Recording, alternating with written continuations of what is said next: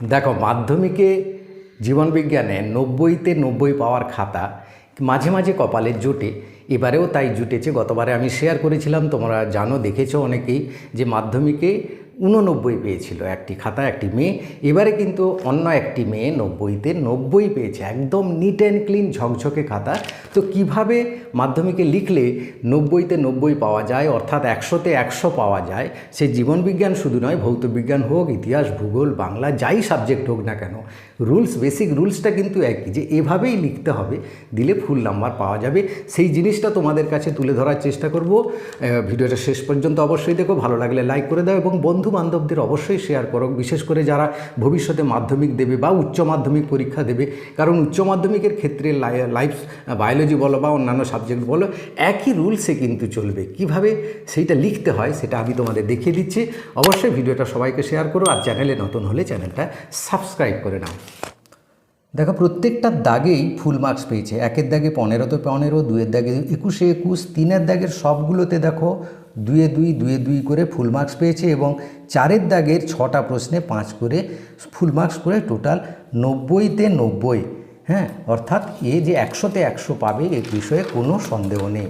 এবার দেখো, আমরা যদি ছোট প্রশ্নগুলো দেখে নিই, এবার এমসিকিউগুলো একটু মিলিয়ে নিই। দেখো, প্রথমটা লেন্সের একদম তো দেখো, প্রথমটা লেন্স যেটা হবে সেটা সঠিক। প্রত্যেকটাতে একটা করে মার্ক। প্রশ্ন দেখে তোমরা যদি মিলিয়ে নাও উত্তরগুলো, তাহলে খুব ভালো হয়। হ্যাঁ, সবগুলো বলতে বা পড়তে গেলে তো অনেক সময় লেগে যাবে, তাই আমি পড়তে পারবো না। দেখো, এমসিকিউতে পুরো 15তে 15 পেয়েছে, একের দাগের 15তে 15। দুয়ের দাগের দেখো, দুয়ের দাগের 1 থেকে 6 পর্যন্ত ছিল, যেখানে 5টা করতে হবে সেখানে একটা এক্সট্রা করেছে, অর্থাৎ 5-এ 5 পেয়েছে। এবার দেখো, দুয়ের দাগের 7 থেকে 2-তে 2 পেয়েছে, দুয়ের দাগের 7 থেকে 12 পর্যন্ত এখানেও একটা এক্সট্রা করে দিয়েছে। তারপরে দেখো, মিল করাতে স্তম্ভ মিলেরটা সবগুলোতে ঠিক আছে, এটা একটাই এক্সট্রা করেছে, তাই এটাতে নাম্বার পাইনি, সেটা যোগ হবে না। তারপরে দেখো, এসিকিউর বাকিগুলো যেগুলো ছিল সেগুলোতেও সব 6টা করতে হবে, শেষের 6টা, তার মধ্যে 7টা করেছে, টোটাল 21-এ 21 পেয়েছে। হ্যাঁ, 5 5 5 6, 21-এ 21 পেল। এবার দেখো, 3-এর দাগে 2 মার্কের প্রশ্নগুলোর উত্তর কীভাবে লিখেছে। গ্লুকোজের জারণ, গ্লুকোজের রূপান্তর, দুটোই দিয়েছিল, 1 1 করে 2 পেল। মায়োপিয়া, হাইপার মায়োপিয়ার তেও 2 পেয়েছে। এবার দেখো, প্রজননে ইলিশ মাছ আর স্যালমন মাছের উদাহরণ দিয়েছে, এই উদাহরণটা অনেকেই দেয়নি, শুধু ইলিশ লিখেছিল, এ কিন্তু দুটোই দিয়েছে। এবার দেখো, দূরদর্শনের যে প্রতিবর্তগুলো সেগুলো দিয়েছে। ফার্নের এখানে একটু গণ্ডগোল আছে, এখানে মাইটোসিস, এখানে মিওসিস লিখতে হতো, সেই ব্যাপারটা এখানে ঠিক করে লেখেনি, তাই এখানে হয়তো হাফ নাম্বার কাটা যাবে না, কারণ এটা বোর্ডের ইনস্ট্রাকশন ছিল, নামগুলো থাকলেই ফুল নাম্বার দিতে হবে। তারপরে দেখো, মাইটোসিস, উদ্ভিদ কোষে মাইটোসিসের 4টে পয়েন্ট, সাইটোকাইনোসিসের 4টে পয়েন্ট ছিল, 4টি পয়েন্ট লিখতে বলেছে, 2 করে। অ্যালিল লোকাসের সংজ্ঞা সম্পূর্ণ ঠিক, 2 পেয়েছে। তারপরে দেখো, বিশুদ্ধ মটর গাছ, ইন্টারস্পেসিফিকের যে ছিল উদাহরণ সেটা বাঘ, হরিণ, এটাও একদম পুরোপুরি ঠিক, 2-এ 2 পেয়েছে। তারপরে দেখো, উলার মিরের পরীক্ষায় বিকারক এবং উৎপন্ন পদার্থ সমস্ত কিছুই ঠিক করেছে। গ্রিনহাউস গ্যাসের যে ব্যাপারটা ছিল সেখানে যে পয়েন্টগুলো, 4টে পয়েন্ট, এইগুলো পয়েন্টগুলো এই পরপর লিখেছে। দেখো, 1-এর পয়েন্ট এখানে, 2-এর পয়েন্টটা কিন্তু নিচে দিতে হতো, ঠিক আছে। হ্যাঁ, পরপর পয়েন্টগুলো ঠিক হয়নি, নিচে নিচে পয়েন্টগুলো লিখবে, তাতে আরও অ্যাট্রাকটিভ হবে। হাঁপানির কারণগুলো, সেও পয়েন্টগুলো নিচে নিচে লিখেছে, ঠিকই আছে। এটা মেরু ভাল্লুকের, এটা পুরো সম্পূর্ণ হয়নি, হাফ পেয়েছে, কিন্তু এক্সট্রা বলে এটা নাম্বার যোগ হয়নি। এবার চলে আসো, দেখো, 3-এর দাগের সমস্ত প্রশ্ন যেটা এক্সট্রা বাদ দিলে 24 পেয়েছে। হ্যাঁ, 2 করে 12টা করতে হবে। ছবিটা দেখো, তোমরা ছবিটা শুধু দেখে নাও, একদম বাঁধানো ছবি যেন, হ্যাঁ, বাঁধানো ছবি, সুন্দর শেডিং করে, তাই 3-এ 3 এবং লেবেলিংয়ে 2-এ 2, 5 পেয়েছে।